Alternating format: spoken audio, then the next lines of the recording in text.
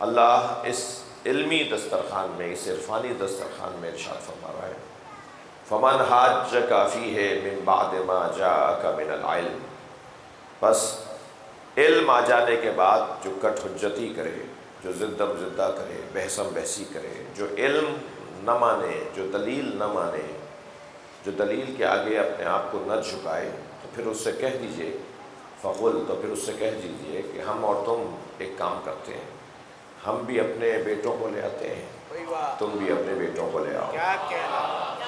فقل، ان سے کہہ دیجئے تعالوا ندعو ابناءنا وابناءکم، ہم اور تم ایک مل کر کام کرتے ہیں کہ ہم بھی اپنے بیٹے لاتے ہیں اور تم بھی اپنے بیٹے لے آؤ۔ ابناءنا پہلے ہیں، ابناءکم بعد میں ہیں۔ ہم اپنے بیٹے لاتے ہیں، یہ پہلے ہیں، تم اپنے بیٹے لے آؤ، یہ بعد میں ہے۔ جو سچا ہوتا ہے نا، پہلے وہ خود کو پیش کرتا ہے۔ صلوات پڑھ لیں محمد وآلہ۔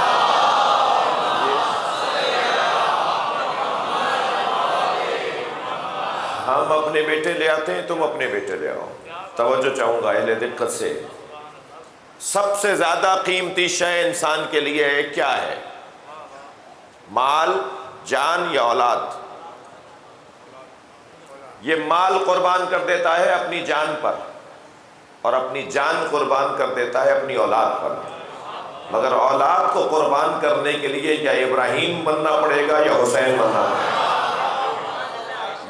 یہ جو خود کو اپنی اولاد پہ قربان کرنے کا ایک فطری جذبہ ہے۔ کہتے ہیں صاحب ہم تو بوڑھے ہو گئے، ہم نے تو زندگی گزار لی، اب ہمارا جو کچھ ہے وہ ہمارے بچوں کا ہے، ہماری اولاد کا ہے۔ جی، اب اگر کوئی اولاد کو ہی قربان کرنے کو تیار ہو جائے تو پھر یہ اس کی صداقت کی ایک روشن دلیل ہے۔ میں کہتا ہوں نبی صادق اور امین پہلے ہیں، رسول بعد میں۔ ان کے صادق اور امین ہونے کی ایک دلیل ان کی اولاد کا ان کے ساتھ متفق ہونا ہے۔ نہیں، میں کچھ لفظ اور بہتر کرتا ہوں۔ فرض کیجئے آپ کہہ دیں کہ میں نے منظر دیکھا تھا، ایک صاحب نے اپنے بیٹے کو ایک جگہ کے لیے پیش کیا کہ اس کو لے جاؤ۔ بیٹا کہنے لگا ابا میں نہیں جاؤں گا۔ ابا کے آگے کھڑا ہو گیا بیٹا۔ باپ اپنی اولاد کو کسی بڑے مقصد کی خاطر، کہیں کسی انسانی قدر کی خاطر، انسانی اقدار کی خاطر اپنے بیٹے کو پیش کرنے لگا تو بیٹا تیار نہیں ہوا۔ یعنی یہ جو سرکار فرما رہے ہیں ہم اپنے بیٹے لاتے ہیں، تم اپنے بیٹے لاؤ، یہ جس اطمینان کے ساتھ کہہ رہے ہیں،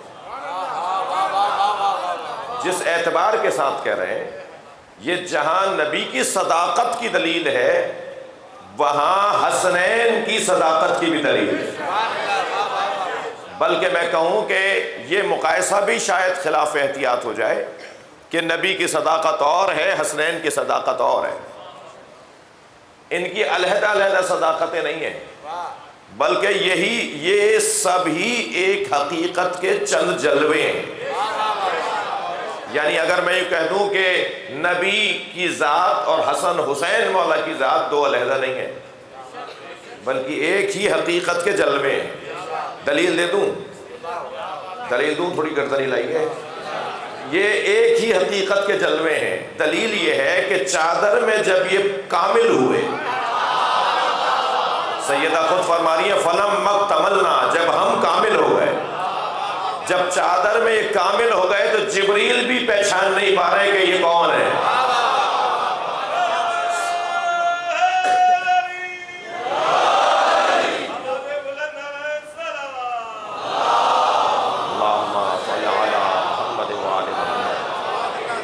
تھوڑا زحمت فرمائیے، کچھ اور روزانہ کی طرح تھوڑی سی زحمت فرمائیے، ایک صلوات پڑھتے ہوئے کچھ بڑھائیے۔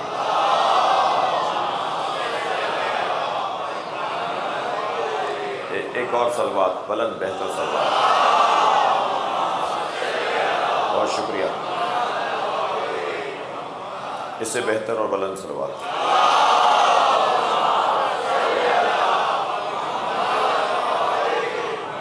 یہ کوئی معمولی عنوان نہیں ہے۔ پہلے تو یہ علیحدہ علیحدہ سرکار چادر میں آئے، فرمایا فاطمہ مجھے چادر یمنی لا کے دے دو، میں اپنے بدن میں ضعف محسوس کر رہا ہوں جی، اور پھر حسن امام حسن تشریف لائے، پھر امام حسین تشریف لائے، پھر مولا علی آئے، پھر خود جناب زہرا چادر میں آ گئی. اچھا، جبکہ بی بی جانتی تھی کہ بابا آرام کرنے آئے، اور جو آرام کرنے آیا ہو اسے آرام کرنے دیا جائے، لیکن بچے بھی دونوں، مولا علی بھی، جناب زہرا بھی چادر کے اندر آ گئی. یہ کیسا آرام ہو رہا ہے؟ یہ محاورہ بول رہا ہوں، یہ کیسا آرام ہو رہا ہے؟ سرکار تو آرام کرنے آئے تھے، یہ چادر میں سب کیسے آ گئے؟ گویا ایک پیغام دیا جا رہا ہے کہ جب یہ سب نبی کے ساتھ مل جائیں گے تبھی تو نبی کو آرام آئے گا.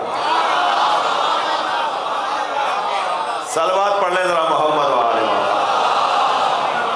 جی، یہ سب جب کامل ہو گئے، سیدہ فرماتی ہیں جب ہم کامل ہو گئے تب جبریل نے اللہ سے پوچھا یا رب ومن تحت الکساء، یا اللہ اس چادر میں کون ہے؟ تو اللہ نے کیا جواب دیا؟ ہم اہل بیت النبوہ، یہ سب اہل بیت نبوت ہے. اہل بیت نبوت، حضرت آدم سے سرکار خاتم تک نبوت ہے، یہ سب ان کے بارے سے. معدن رسالت، رسالت جہاں ایک منصب کا نام کہ فلاں رسول، فلاں رسول شخصیت، فلاں نبی رسول بھی تھے اور فلاں حضرت ابراہیم مثلا رسول بھی تھے، وہاں رسالت، یہاں رسول نہیں کہہ رہا اللہ کہ یہ اہل بیت رسول ہے، یہ اہل بیت نبی ہے. جی، ہم اہل بیت النبوہ، یہ اہل بیت، ہم اہل بیت النبی نہیں کہا، ہم اہل بیت نبوہ. معدن الرسالہ، یہ معدن رسالت ہے. معدن رسالت ہونے کو میں دو اعتبار سے سمجھاؤں جو آپ کو ہدیہ کر رہا ہوں. ایک تو یہ کہ جتنی بھی حضرت آدم سے لے کے سرکار عیسیٰ تک جتنی بھی رسالتیں آئی ہیں وہ سب جہاں سے نکلی ہیں وہ یہی کان ہے. لہذا اللہ نے آدم سے پوچھا بتاؤ یہ نام کیا ہے؟ آدم نام بتانے میں کامیاب ہو گئے، فرشتے ناموں کو ان کی ذات کے ساتھ تطبیق نہیں کر پائے، لہذا آدم افضل ہو گئے. اور فرشتوں سے کہا اب آدم کو سجدہ کرو. نام تو دونوں کے سامنے رکھے تھے، ہؤلاء الاسماء، بتاؤ یہ کیا نام ہے؟ تو آدم علیہ السلام نام اور ذات جوڑنے میں کامیاب ہوئے. یہ محمد ہے، یہ نام محمد ان کا ہے. اب میں ان بچوں کو سمجھانے کے لیے ذرا سہارا لے رہا ہوں. یہ نام علی ان کا ہے، یہ فاطمہ نام ان کا ہے، یہ حسن یہ ہے، یہ حسین یہ آدم نے بتا دیا، فرشتے نہیں بتا پائے. ورنہ فرشتے یہ اور یہ جانتے تھے کہ ایک نام ہے اور ایک نور ہے. بس نور کو صاحب نور سے جوڑنے میں جو کامیاب ہوا وہ آدم. لہذا اب آدم علیہ السلام سے لے کر حضرت عیسیٰ تک جتنی بھی رسالتیں آئیں گی ان سب کی کان یہی ہے. ایک تو یہ مطلب ہے. دوسرا مطلب ہے رسالت لغوی اعتبار سے ذمہ داری کو کہا جاتا ہے. فلاں کام کی فلاں کو فلاں کام کی رسالت دی گئی ہے. فلاں مثلا رسالت یعنی ذمہ داری، رسول یعنی ذمہ دار. ہم اہل بیت النبوہ، یہ اہل بیت نبوت ہیں. وہ معدن الرسالہ، جتنی بھی ذمہ داریاں کہلائیں گی وہ ان کے ذریعے سے کہلائیں گی. یعنی کوئی ذمہ دار نہیں ہے مگر یہ کہ ان کے دین اور ان کے بتائے ہوئے نظام کے مطابق ہے. یہ جو کام دیں گے اس پر عمل کرنے والا ذمہ دار کہلائے گا. جی، تمام تر ذمہ داریوں کا مرکز اور منبع یہ گھرانہ. بات یہاں پوری نہیں ہوئی. ہم اہل بیت النبوہ و معدن الرسالہ، ہم فاطمہ، ہم اہل بیت النبوہ. نہیں سمجھ میں آئی تو اور بتا دیتا ہوں. ہم میں نہیں کہہ رہا ہے، گویا اللہ کہہ رہا ہے. ہم اہل بیت النبوہ و معدن الرسالہ، یہ معدن رسالت ہے. یہ بھی سمجھ میں نہیں ہے تو ہم کھول کر بتاتے تھے. ہم فاطمہ. صلوات پڑھے ذرا محمد و آل محمد.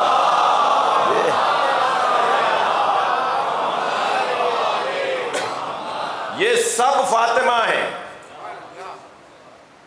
بات پوری ہے یہاں پر. یعنی اگر ہم فاطمہ کے بعد وَأَبُوهَا وَبَالُهَا وَبَنُوهَا، اللہ نہ بولے جبریل اور اللہ کا مکالمہ چل رہا ہے، یہ گفتگو اللہ اور جبریل میں ہو رہی ہے۔ یہ جبریل نے پوچھا تھا کہ یا رب ومن تحت الکساء، چادر میں کون ہے؟ تو پھر رب نے بتایا ہے کہ کون ہے۔ حدیث کساء ایک ہی وقت میں قرآن بھی ہے، ایک ہی وقت میں حدیث قدسی بھی ہے، ایک ہی وقت میں جبریل کا مکالمہ بھی ہے، نبی کا فرمان بھی ہے، جناب زہرا کے اقوال بھی ہیں، امام حسن کا جملہ بھی ہے، امام حسین کا فرمان بھی ہے، نبی کا کلام بھی ہے۔ ایک ہی وقت میں جتنی بھی اقوال ہو سکتے ہیں وہ سب حدیث قصہ ہے۔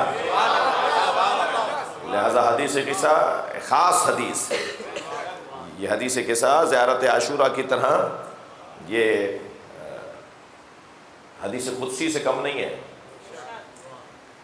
ہم فاطمہ، یہ سب فاطمہ ہے، عربی گرامر کے مطابق مکمل جملہ ہے، جملہ تامہ ہے۔ ہم فاطمہ، یہ سب فاطمہ ہے۔ پھر اللہ وبالوہا، وابوہا، اور فاطمہ کے بابا ہیں۔ بالوہا فاطمہ کے شوہر ہیں، بال کہتے ہیں شوہر کو، بے عین لام، بال۔ وبالوہا وبنوہا، اور 3 سے زیادہ فاطمہ کے بیٹے ہیں، اس لیے کہ 2 کو ابنان کہا جاتا ہے، 3 اور 3 سے زیادہ کو بنو کہا جاتا ہے۔ بنو ہاشم، بنو عباس، جی، بنو ابو طالب، ابنان نہیں، جبکہ چادر میں 2 گئے، اللہ کہہ رہا ہے 3 سے زیادہ ہیں۔ گویا پیغام ہے معرفت کی نگاہوں سے دیکھو، حسن سے لے کے مہدی تک سب چادر میں ہیں۔ صلوات پڑھ لیں محمد و آل محمد۔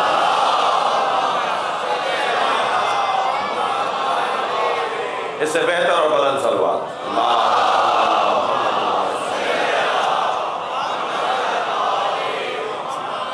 تو ابن، ہم اپنے بیٹے لاتے ہیں، تم اپنے بیٹے لاؤ۔ یہ جو بیٹوں کو سرکار نے، مولا نبی نے اعلان کیا کہ ہم اپنے بیٹے لاتے ہیں، تو بیٹے یہ ایک تو علیحدہ نہیں ہے، یہ سب ایک ہی حقیقت کے جلوے ہیں۔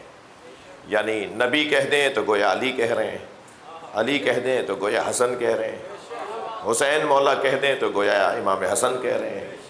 لہذا فقہی طور پر اب بہت ساری باتیں، میں ایک مرتبہ بریک سا لگتا ہے بولتے بولتے، کیونکہ یہ جو ویڈیوز بن رہی ہیں نا، ٹھنڈے کمروں میں بیٹھ کے مجلس سننے والوں کے لیے،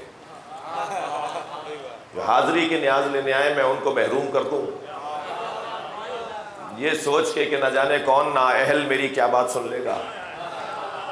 ظاہر ہے جب یہ جائے گی یوٹیوب پر تو نااہلوں تک بھی بات جائے گی نا، اور پھر جب نااہلوں تک بات جائے گی تو ان کو تو ہضم ہوتی نہیں ہے، انہیں بات سمجھ میں نہیں آتی، اور پھر وہ اس کے بعد کام کرتے ہیں اپنا۔ صلوات پڑھیں ذرا محمد و آل محمد۔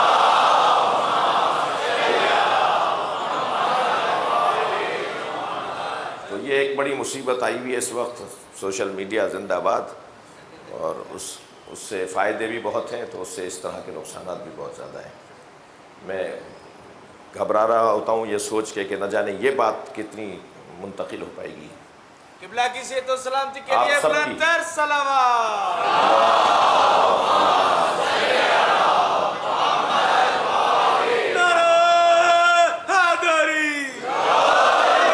صلوات اور ہدیہ کریں۔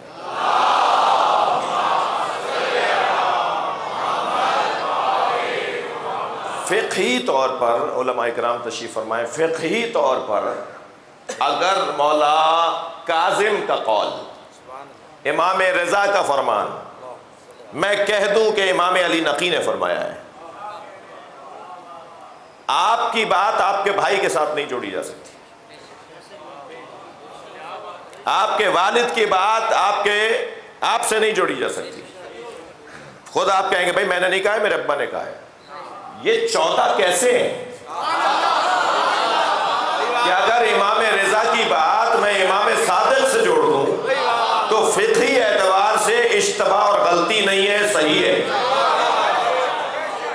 یہ فقہی مسئلہ بتایا ہے علماء کرام نے، یہ جو دینی مسئلہ بتایا ہے فقہاء امامیہ نے، یہ کوئی اپنی جیب سے تو نہیں بتایا، یہ کوئی اپنی پسند پہ تو نہیں بات کی انہوں نے، کوئی دلیل تو ہوگی ان کے پاس، کوئی استدلال تو ہوگا ان کے پاس کہ اگر امام رضا کا قول میں امام عسکری سے منسوب کر دوں اور امام عسکری کا قول میں امام صادق سے منسوب کر دوں تو کیا ہے فقہی حکم، فقہی اعتبار سے، شرعی اعتبار سے جائز ہے۔ یہ جواز کا کہہ دینا اس لیے بھی ہے کہ یہ سب علیحدہ کب ہیں، اور پھر اگر ایک نے کہا ہے تو گویا دوسرے نے کہا ہے، اگر ایک صادق ہے تو گویا سب صادق ہیں، اور ان کا تو مقام علمی اور مقام عرفانی اس درجے پر ہے کہ ایک شخص نے آ کر امام اعظم ابو حنیفہ سے کہا کہ آپ تو کہتے ہیں کہ ان فلان فلاں نے فلاں سے اور فلاں نے فلاں سے سنا اور فلاں نے رسول اللہ سے سنا کہ رسول اللہ نے یہ فرمایا، مگر جعفر صادق کہتے ہیں قال رسول اللہ، رسول اللہ نے یہ فرمایا۔ بھائی وہ بھی رسول اللہ سے بڑے فاصلے پر ہیں، 6 آدمی ان کے اور 6 شخصیات ان کے اور نبی کے درمیان فاصلہ ہیں، 5 یا 6، اور آپ کے بھی 5 اور 6 کا فاصلہ ہے، تو آپ بھی ان لوگوں کے نام لیتے ہیں جو آپ کے اور نبی کے درمیان ہیں، تو وہ کیوں نہیں کہتے؟ وہ تو کہتے ہیں قال رسول اللہ۔ سبحان اللہ۔ تو امام اعظم ابو حنیفہ ناراض ہوئے اور کہنے لگے خبردار آئندہ جعفر صادق کے بارے میں یہ نہیں سوچنا، اس لیے کہ جس کے بارے میں تم یہ سوچ رہے ہو نا کہ وہ ڈائریکٹ کیسے کہہ دیتے ہیں کہ رسول اللہ نے فرمایا، اس کے بارے میں یہ نہ سوچنا، وہ حق رکھتے ہیں کہ ڈائریکٹ کہہ دیں کہ اللہ نے یہ کہا۔ صلوات پڑھیں محمد و آل محمد۔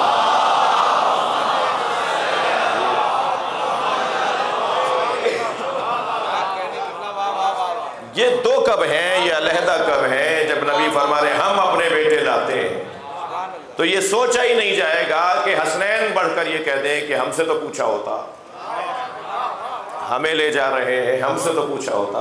تھک تو نہیں رہے آپ میری باتوں سے؟ حسنین بڑھ کے کیسے پوچھیں گے؟ اس لیے کہ یہ 2 کب ہیں، جو نبی نے کہہ دیا وہی مولا امام حسن امام حسین کہہ رہے ہیں۔